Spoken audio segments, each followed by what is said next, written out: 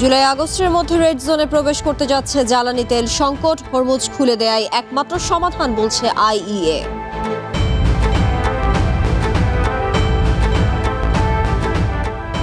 দক্ষিণ এশিয়া জুড়ে বয়ে যাচ্ছে রেকর্ড তাপপ্রবাহ। ভারতে তাপমাত্রা ছাড়িয়েছে ৪৫ ডিগ্রি সেলসিয়াস।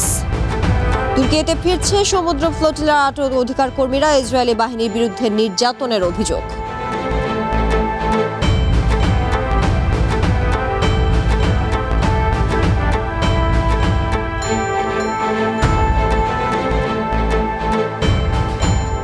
স্বাগত আন্তর্জাতিক বুলেটিনে, আমি তানিয়া হারুন। শুনছিলেন শিরোনাম, এবারে বিস্তারিত। বৈশ্বিক জ্বালানি তেল সংকট নিয়ে নতুন করে আবারও সতর্ক করেছে ইন্টারন্যাশনাল এনার্জি এজেন্সি। জুলাই আগস্টের মধ্যে তেলের বাজার রেড জোনে প্রবেশ করবে বলে আভাস দিয়েছে সংস্থাটি।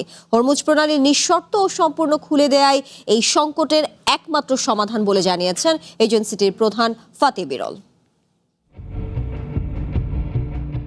আসছে জুলাই আগস্টে রেড জোনে প্রবেশ করতে যাচ্ছে বৈশ্বিক তেলের বাজার। গ্রীষ্মকালীন ভ্রমণ মৌসুম শুরুর আগে নতুন এই হুঁশিয়ারি দিয়েছে ইন্টারন্যাশনাল এনার্জি এজেন্সি আইইএ। মজুত ফুরিয়ে আসা ও মধ্যপ্রাচ্য থেকে নতুন আমদানি বন্ধ থাকায় তীব্র সংকট তৈরি হবে বলে সতর্ক করেছেন সংস্থাটির প্রধান ফাতিহ বিরল।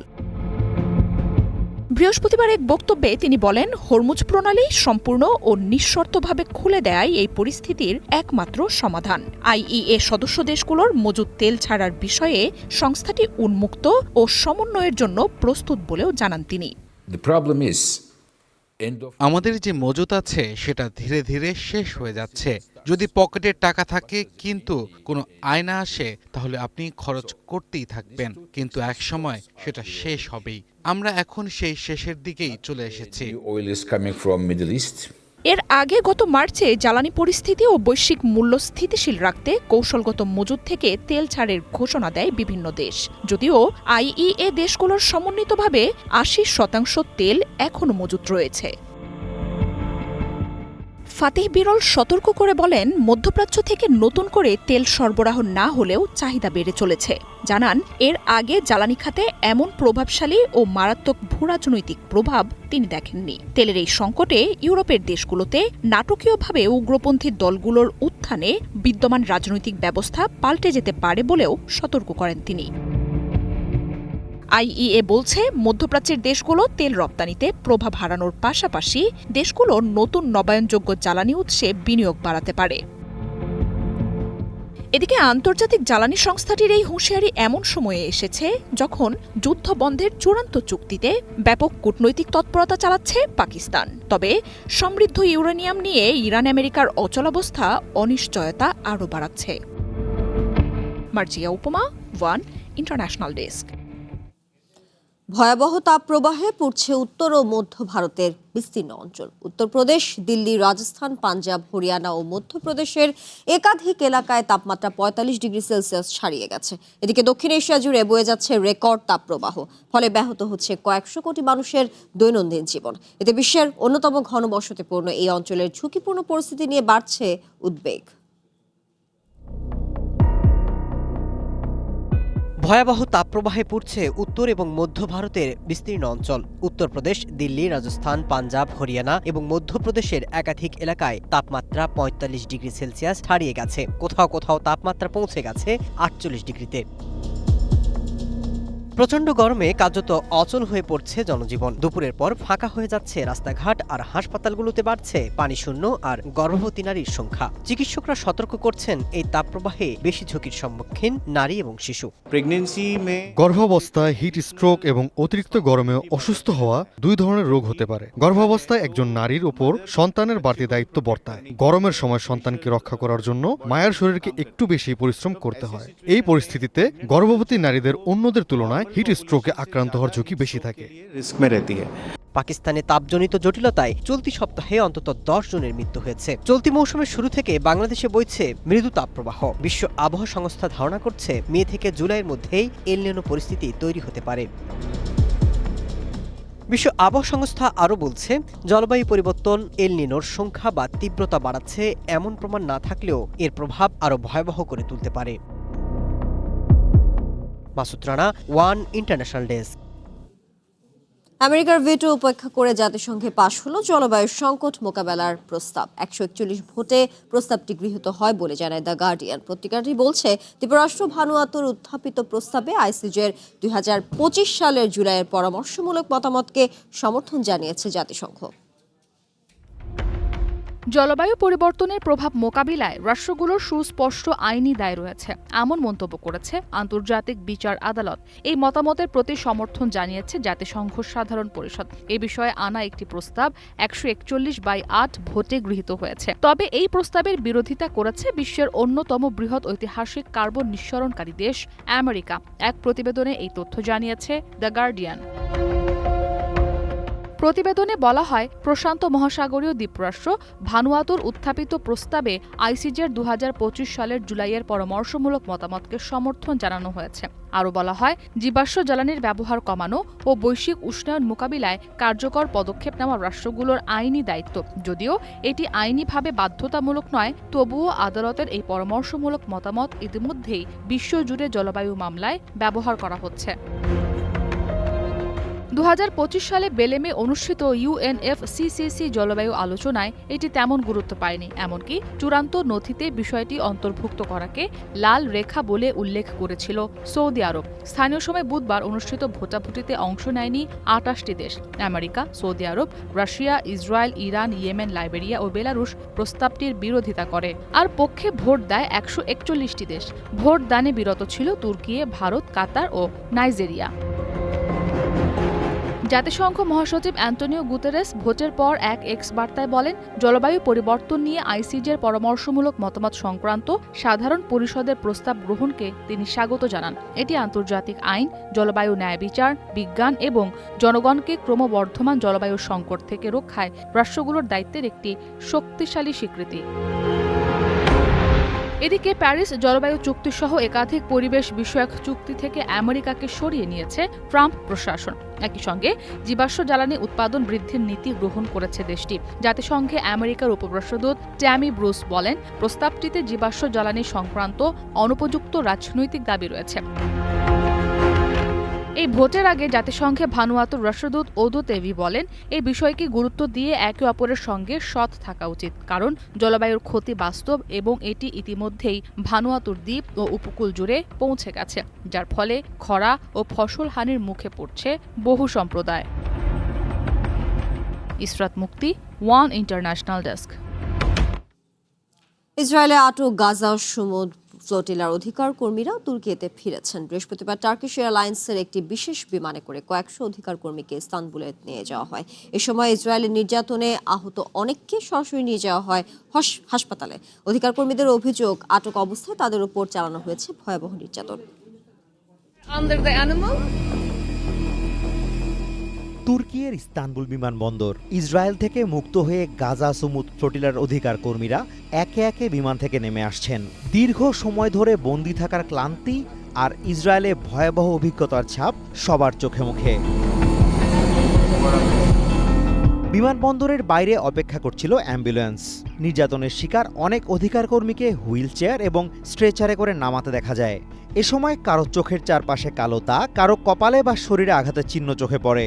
অধিকার কর্মীদের অভিযোগ, ইসরায়েলি বাহিনীর হাতে তারা চরমভাবে লাঞ্ছিত ও নির্যাতিত হয়েছেন। We've been beaten, tortured, systematically, dehumanized. অধিকার কর্মীদের দাবি, আন্তর্জাতিক জলসীমা থেকে তাদের ধরে নিয়ে একটি প্রিজন শিপ বা জাহাজে বন্দী করে রাখা হয়। আমেরিকান অধিকার কর্মী অ্যালেক্স কোলস্টন জানান, সেখানে অন্তত 35 জনের পাঁজর ভেঙে দেওয়া হয়েছে এবং বেশ কয়েকজন যৌন নিপীড়নের শিকার হয়েছেন। In one of the prison boats, 35 people suffered fractures to their ribs. People said there was at least 12 sexual assaults that took place. People were tased. এদিকে অধিকার কর্মীদের মাটিতে ফেলে হেনস্থা করার একটি ভিডিও সামাজিক মাধ্যমে শেয়ার করেন ইসরায়েলের উগ্র ডানপন্থী জাতীয় নিরাপত্তা মন্ত্রী ইতামার বেন গাভির। এই ঘটনাকে কেন্দ্র করে বিশ্বজুড়ে তীব্র নিন্দার ঝড় উঠেছে। ক্ষোভ প্রকাশ করেছেন ইসরায়েলি প্রধানমন্ত্রী বেঞ্জামিন নেতানিয়াহু নিজেও।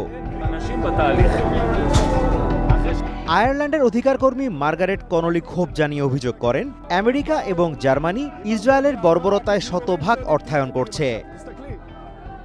United States and Germany are funding it 100% with the backing of England, France and all the Western governments who are a white menace spreading pestilence and violence wherever they go. অধিকার কর্মীদের নির্যাতনের অভিযোগের বিষয়ে ইসরায়েলের পররাষ্ট্র মন্ত্রণালয় তাৎক্ষণিকভাবে কোনো মন্তব্য করেনি। তবে এর আগের ফ্লোটিলাগুলোতেও ইসরায়েলি বাহিনীর বিরুদ্ধে একই ধরনের নির্যাতনের অভিযোগ উঠেছিল, যা সবসময় অস্বীকার করে এসেছে তেল আভিভ।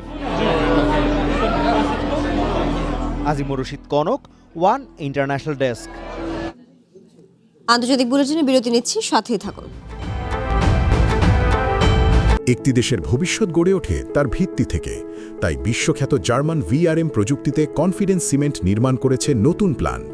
ইন্দোনেশিয়া থেকে আমদানিকৃত A গ্রেড ক্লিংকারের সমন্বয়ে উৎপাদিত কনফিডেন্স সিমেন্ট কোয়ালিটি অ্যাসিওরেন্স ল্যাবে পরীক্ষিত প্রতিটি কণায় নিশ্চিত করা হয় সর্বোচ্চ মান। আর এই A গ্রেড ক্লিংকারের কনফিডেন্স সিমেন্ট পৌঁছে যাবে বাংলাদেশের প্রতিটি শহর ও গ্রামে, প্রতিটি প্রান্তে, বাংলাদেশের হৃদয় জুড়ে।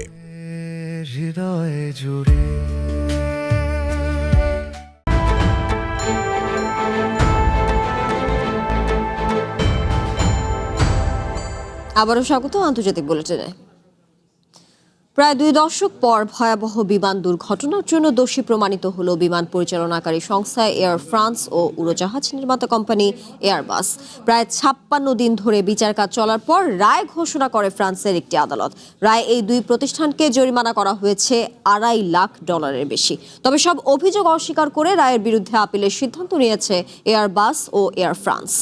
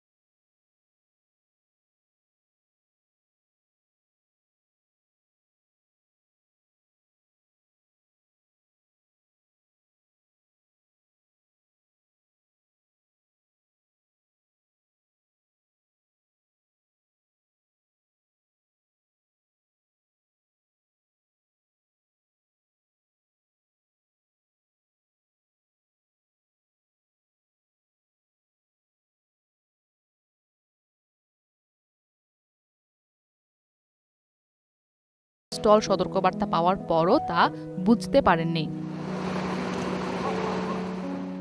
তাছাড়া দুর্ঘটনায় এয়ারবাস ও এয়ার ফ্রান্স উভয়ই দোষী ছিল। উড়োজাহাজের পিটর টিউব বা গতি পরিমাপক সেন্সরগুলো বরফে জমে যাওয়ার কারণে ভুল তথ্য দেয়। এয়ারবাসের আগেই জানা ছিল যে এই সেন্সরগুলো চরম আবহাওয়ায় বরফ জমার কারণে অচল হতে পারে। তবে শুরু থেকেই এই দুই প্রতিষ্ঠান তাদের বিরুদ্ধে আনা সব অভিযোগ অস্বীকার করে আসছে। ফরাসি আইনজ্ঞরা বলছেন, বৃহস্পতিবার দেয়া রায়ের বিরুদ্ধে কোম্পানি দুটি খুব শিগগিরই সুপ্রিম কোর্টে আপিল করতে পারে। রায়ের প্রতিক্রিয়ায় নিহতদের পরিবারগুলোর অনেকেই এয়ার ফ্রান্স ও এয়ারবাসকে আদালতের বেঁধে দেওয়া জরিমানার পরিমাণকে নগণ্য ও প্রতীকী বলে সমালোচনা করেছেন। তাদের মতে, শত শত মানুষের প্রাণের মূল্যের কাছে এই জরিমানা কিছুই নয়। ইসরাত মুক্তি, ওয়ান ইন্টারন্যাশনাল ডেস্ক। তাইওয়ানের কাছে $1,400 কোটি অস্ত্র বিক্রি সাময়িকভাবে স্থগিত রেখেছে আমেরিকা। স্থানীয় সময় বৃহস্পতিবার দেশটির সেনেটের এক শুনানিতে আইন প্রণেতাদের এই তথ্য জানান আমেরিকার ভারপ্রাপ্ত নৌবাহিনী সচিব হাংকাও। শুনানিতে হাংকাও বলেন, ইরান যুদ্ধের কারণে এই মুহূর্তে অস্ত্র সরবরাহে সাময়িক বিরতি দিচ্ছে ওয়াশিংটন। এর উদ্দেশ্য হলো এপিক ফিউরি অভিযানে আমেরিকার প্রয়োজনীয় গোলাবারুদের মজুত নিশ্চিত করা। যদিও ওয়াশিংটনের পর্যাপ্ত অস্ত্রের মজুত রয়েছে, তারপর নিজেদের নিরাপত্তা নিশ্চিত করছে আমেরিকা। যখনই উপযুক্ত মনে হবে তখনই এই অস্ত্র বিক্রির প্রক্রিয়া আবারও শুরু করবে ট্রাম্প প্রশাসন। ভারপ্রাপ্ত নৌবাহিনী সচিব আরও জানান, তাইওয়ানের ইতিহাসে ওয়াশিংটনের অস্ত্র হস্তান্তরের বৃহত্তম এই চুক্তি পুনরুজ্জীবিত করতে চূড়ান্ত সিদ্ধান্ত নেবেন প্রতিরক্ষা মন্ত্রী পিট হেগসেথ এবং পররাষ্ট্রমন্ত্রী মার্কো রুবিও।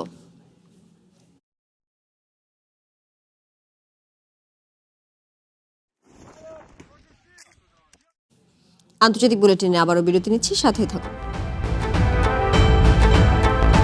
একটি দেশের ভবিষ্যৎ গড়ে ওঠে তার ভিত্তি থেকে, তাই বিশ্বখ্যাত জার্মান ভিআরএম প্রযুক্তিতে কনফিডেন্স সিমেন্ট নির্মাণ করেছে নতুন প্ল্যান্ট। ইন্দোনেশিয়া থেকে আমদানিকৃত এ গ্রেড ক্লিংকারের সমন্বয়ে উৎপাদিত কনফিডেন্স সিমেন্ট কোয়ালিটি অ্যাসিওরেন্স ল্যাবে পরীক্ষিত প্রতিটি কণায় নিশ্চিত করা হয় সর্বোচ্চ মান। আর এই এ গ্রেড ক্লিংকারের কনফিডেন্স সিমেন্ট পৌঁছে যাবে বাংলাদেশের প্রতিটি শহর ও গ্রামে, প্রতিটি প্রান্তে, বাংলাদেশের হৃদয় জুড়ে।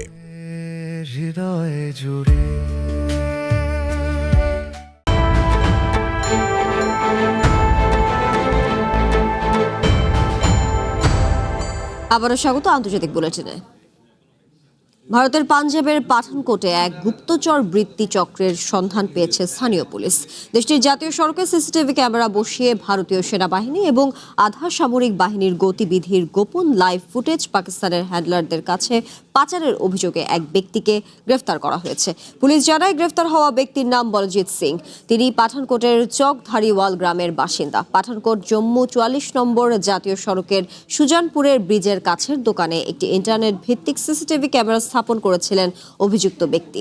পাঠানকোট পুলিশ কর্মকর্তা দলজিন্দর সিং জানান, এই ক্যামেরার ভিডিও ফুটেজ ইন্টারনেট ও মোবাইল অ্যাপের মাধ্যমে পাকিস্তান এবং দেশের বাইরের অপারেটিভদের কাছে পাঠানো হতো। জিজ্ঞাসাবাদে গত জানুয়ারি মাসে এই ক্যামেরাটি বসানোর কথা স্বীকার করেছেন বলজিৎ। অভিযুক্ত জানায়, দুবাইয়ের এক অজ্ঞাত পরিচয়ের ব্যক্তির নির্দেশনায় তিনি এই কাজ করছিলেন। এর বিনিময়ে তাকে 40,000 রুপি দেন ওই ব্যক্তি।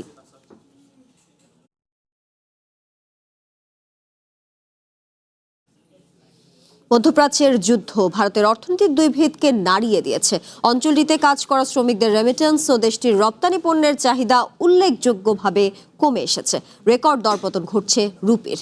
অর্থনৈতিক পরিস্থিতি নিয়ে অনিশ্চয়তার মধ্যেই বিদেশ ভ্রমণ কমানো, স্বর্ণ না কেনা, আমদানি শুল্ক বাড়ানো সহ নানা পদক্ষেপের ঘোষণা দিচ্ছেন প্রধানমন্ত্রী নরেন্দ্র মোদী।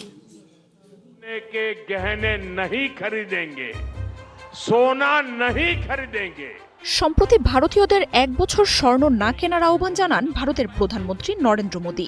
এরপরই সোনা রূপার উপর আমদানি শুল্ক বাড়ায় দেশটি। নিজের বহরে গাড়ির সংখ্যা কমিয়ে আনেন তিনি।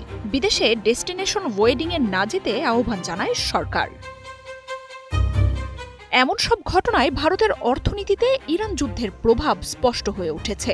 রয়টার্স জানিয়েছে, মধ্যপ্রাচ্যের যুদ্ধ দেশটির অর্থনীতির বড় দুই শক্তি রেমিটেন্স ও রপ্তানিকে স্থবির করে দিয়েছে।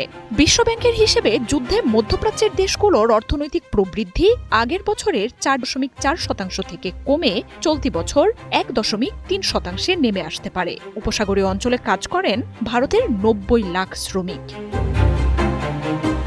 যুদ্ধে এসব অঞ্চলে কাজ করা বহু শ্রমিক দেশে ফিরতে বাধ্য হচ্ছেন। পররাষ্ট্র মন্ত্রণালয়ের হিসেবে ফেব্রুয়ারিতে যুদ্ধ শুরুর পর 13 লাখ মানুষ উপসাগরীয় অঞ্চল থেকে দেশে ফিরেছেন।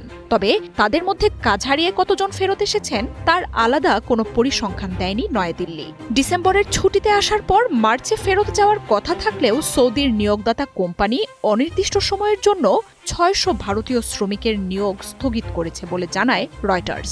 রিজার্ভ ব্যাংক অব ইন্ডিয়া যুদ্ধকালীন ভারতের রেমিটেন্স প্রবাহের আনুষ্ঠানিক কোনো তথ্য দেয়নি। অপরিশোধিত তেলের জন্য ব্যাপকভাবে মধ্যপ্রাচ্যের দেশগুলোর উপর নির্ভরশীল ভারতের রপ্তানিও কমে এসেছে। দেশটির বিভিন্ন অঞ্চলে শত শত প্রতিষ্ঠান বন্ধ হয়ে যাচ্ছে, ছাঁটাই হচ্ছেন কর্মীরা। গ্যাস সংকটে শিল্প প্রতিষ্ঠান থেকে শুরু করে বাসাবাড়ি ও খাবারের ছোট বড় ব্যবসা ধুঁকছে। বেড়েছে জ্বালানি ও আমদানি রপ্তানি ব্যয়। ভবিষ্যতের অনিশ্চয়তায় বিনিয়োগ ও কর্মী নিয়োগে সতর্ক মালিকপক্ষ। ভারতে বেকারত্বের চাপও অসহনীয় হয়ে উঠছে। পরিস্থিতির উন্নতি না হলে দেশটির উত্তরাঞ্চলে সাম্প্রতিক বিক্ষোভের মতোই আরও অস্থিরতা তৈরি হতে পারে বলে সতর্ক করছেন বিশ্লেষকরা। যুদ্ধে দক্ষিণ এশিয়ার দেশগুলোর মধ্যে সবচেয়ে খারাপ অবস্থায় ভারতীয় মুদ্রা রুপি। 6% পতনে ডলারের বিপরীতে প্রায় 97 রুপিতে পৌঁছেছে মুদ্রাটির মান। মার্জিয়া উপমা, ওয়ান ইন্টারন্যাশনাল ডেস্ক। গ্রিনল্যান্ডে আমেরিকার নতুন কূটনৈতিক স্থাপনাকে ঘিরে ব্যাপক বিক্ষোভে নামেন স্থানীয়রা। বৃহস্পতিবার রাজধানী নুকে আয়তনে বড় দূতাবাস চালু করে ওয়াশিংটন। তবে দ্বীপটি দখলে প্রেসিডেন্ট ট্রাম্পের বিভিন্ন পদক্ষেপ ও প্রভাব আরও বাড়াতে নতুন কূটনৈতিক স্থাপনাটি নিয়ে অসন্তোষ, ক্ষোভ দেখা দেয় স্থানীয়দের মধ্যে।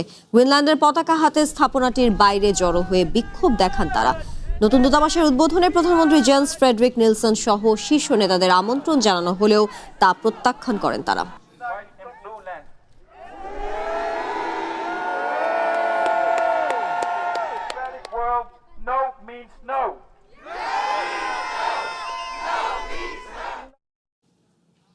এই ছিল আন্তর্জাতিক বুলেটিনে। একটু পরেই দেখবেন জেলা বুলেটিন। চ্যানেল ওয়ানের সাথে থাকুন, যুক্ত থাকুন আমাদের ফেসবুক পেজ এবং ইউটিউব চ্যানেলে।